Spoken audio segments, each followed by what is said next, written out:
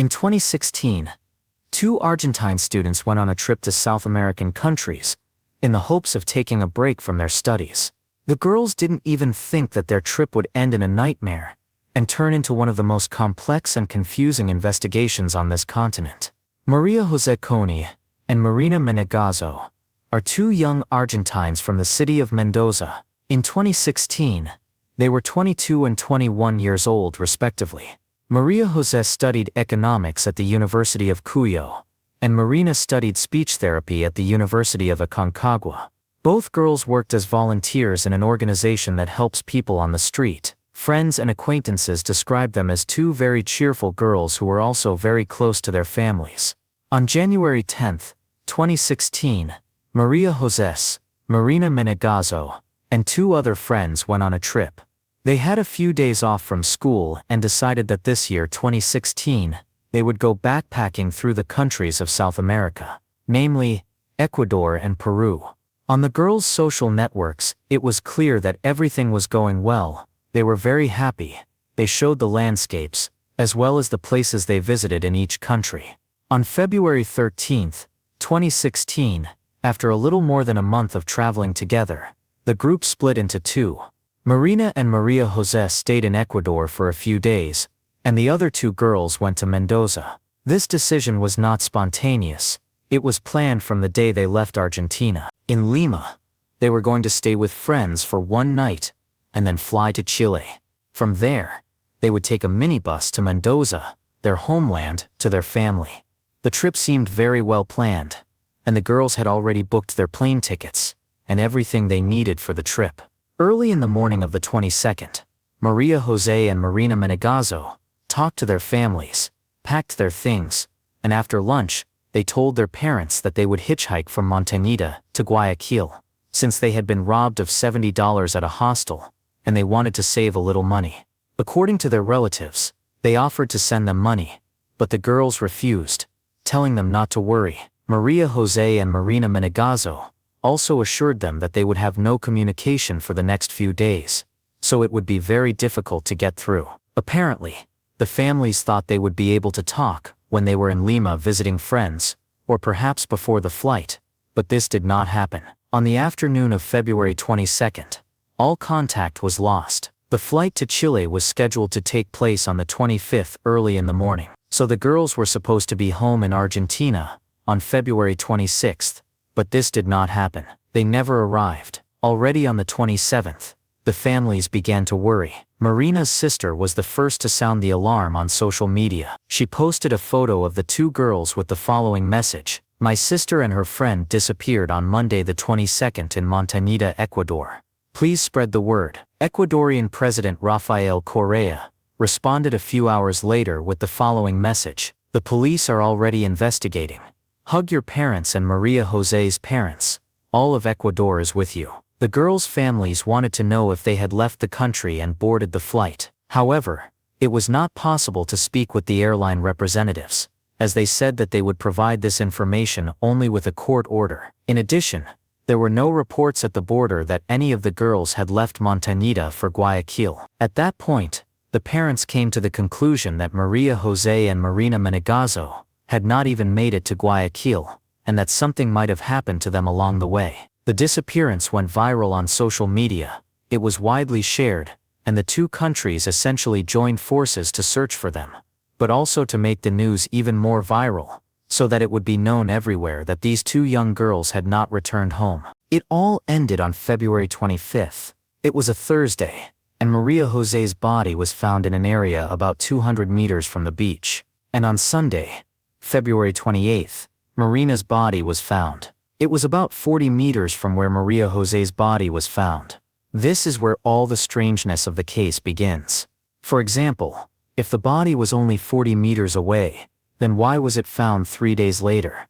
In order to determine the day of death of the girls, it was necessary to conduct an autopsy. It is also worth noting that, which will help us later, Maria Jose's body was found by a man. He said that he went into the area to relieve himself and discovered the corpse. Both girls were wrapped in bags and a sack, and also tied with ropes. Maria Jose had a bruised skull, injuries to various parts of the body, including the genital area, a broken hip, several bruises and scratches. Marina had been stabbed 6 times with a sharp object. The wounds were from the chin to the first cervical vertebra. She also had several abrasions on her face and on various parts of her body. In addition, the girls had wounds on their wrists, which is why they were supposedly tied up. According to available information, both died on the same day, within a few hours or minutes of each other. The date of death was determined to be early in the morning of February 23rd. A day after the second body was found, Ecuadorian police announced at a press conference and on social media that the first arrests had already been made in this case. 2 people were arrested. The first was Alberto Segundo Mina Pons, and the second was Aurelio Eduardo Rodriguez, nicknamed El Rojo. Blood stains were found in the house of one of the accused, Mina Pons.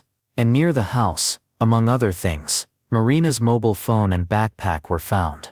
The most shocking thing, besides the quick arrest, was the immediate confession of these 2 people.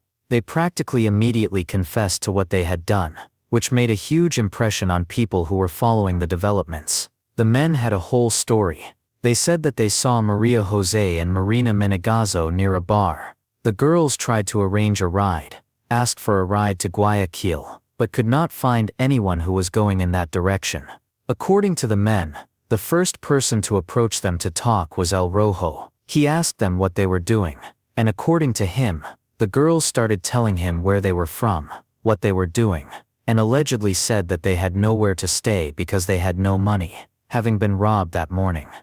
El Rojo then suggested that they stay at Mina Pons' house, which was relatively close, and he also explained that Mina Pons lived alone, and so there would be no problem going to this man's house. El Rojo then took them by taxi to the man's house. When they arrived, it was around 8:30 p.m. The man claims that he left them in the house and locked them in. He then returned to the bar and stayed there with Mina Pons for a few hours. Around 2 a.m., they returned to the house. The girls were there and asked them to go with them to buy a soda. After that, back at the house, the situation, according to the 2, became tense. The men said that because they were so drunk, they wanted to have sex with the girls, which they obviously did not want. Maria Jose and Marina Menegazo were not drinking and were fine, so they resisted. Maria Jose was believed to have been the first to die. Mina Pons admitted that he killed her with a metal object he had in his house, hitting her on the head when she resisted sexual intercourse. Realizing that Maria Jose was no longer alive, he heard a scream from the next room. It was Marina's scream. El Rojo had stabbed her 6 times, from her chin to her first cervical vertebra. The 2 men had killed the tourists and did not know what to do. According to them, El Rojo left the house and left Mina Pons alone with the bodies. This was at about 3 in the morning. Then Mina Pons said that he began to clean the house, wrapped the bodies in bags, tied them with ropes, and took them away in a wheelbarrow. First, he threw away Maria Jose's body, and then tried to get rid of Marina's body. He thought that the murders would go unnoticed, and no one would ever know that they had done it. This version, according to the prosecution, in addition to the confessions of both men, had 2 witnesses: the owner of the bar, as well as the taxi driver who brought them to the house. The bar owner said that she had seen the girls since about 2:30 p.m. asking people for a ride, but several hours had passed and they had not found anyone. Very tired, Maria Jose and Marina Menegazo went into the bar and asked for a glass of water. The bar owner offered them a bottle, but the girls refused, saying that they did not have money to pay for it, since they had been robbed that morning. Then the woman gave them a glass of water, and they went back outside. After that, El Rojo approached them. The bar owner saw the 3 of them talking, and then they all left together in the direction of Mina Pons' house. The taxi driver had a similar story. He said that he was stopped while they were walking. El Rojo got in the front, and Maria Jose and Marina Menegazo got in the back. It is worth noting that both girls were silent the entire way.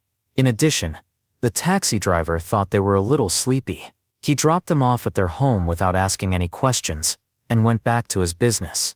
For the family, this version was completely wrong. They did not accept it. They found it very strange that Maria and Marina accepted the help of these people. There are many Argentine tourists in Montañita, and it would be more logical for them for the girls to approach a person of their own nationality, tell them what happened and ask for help. It was also very strange that they said they had no money. Maria Jose and Marina Menegazo had credit cards and could withdraw money at any time. In addition, there is another piece of evidence that can refute this, namely, that a transaction was made with Maria Jose's credit card at an ATM, which was located very close to the hostel where they stayed in Montañita. Thus it was clear to everyone that the girls had enough money to pay for a night in one of the local hotels. This version began to fall apart in the eyes of the public. The brother of one of the victims said that when Ecuadorian police brought him to the crime scene in the house, he saw used syringes lying on the floor. When he asked about the syringes, they magically disappeared, were not even photographed at the crime scene, and the experts who examined the scene denied their existence. To the family, these two men were just a front for something bigger, like a human trafficking business. While all this was happening, the investigation continued. A second autopsy was ordered, as well as toxicology tests. In addition, it turned out that both defendants repeatedly changed their version of events. In one version, Mina Pons stopped blaming El Rogo and himself for the murders. He said that the man who took the girls' lives was a drug dealer of Venezuelan origin living in the area, known only by his alias El Chamo. He was detained by the police, but claimed that he had nothing to do with what happened and was willing to take a lie detector test and DNA tests so that they would understand that he was not in the house at all. Several DNA samples were found at the crime scene. DNA from Mina Pons, DNA from the two dead girls, and several unidentified samples. These samples did not belong to El Rojo, the alleged second killer, or El Chamo, who was completely removed from the investigation after undergoing all the DNA tests. After the results of the second autopsy were received, the day of death changed, and this was one of the things that shocked everyone the most. While Maria Jose's date of death was still February 23rd, Marina's date of death changed to February 25th. This means that when Maria Jose's body was found, Marina was probably only a few days away from death. This could also explain why, despite the fact that they were found only 40 meters apart, on the day that Maria Jose's body was found, Marina's body was not found. This was a very strange circumstance, and people came to the conclusion that Marina had probably been kidnapped, abused, and beaten during those 2 days. The Ecuadorian police were very vocal about not finding Marina because of the rain. However, when checking the weather data on the day Maria Jose was found, there was no rain. Therefore, the second autopsy may be very reliable. Other facts were also discovered. The bruises and scratches that Maria Jose had were only on one side of the body, as if she had been thrown from a moving car.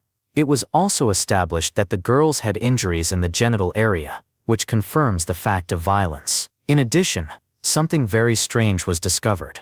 Maria Jose had a fractured femur, as was already evident in the first autopsy, but no injury that could have caused it was observed.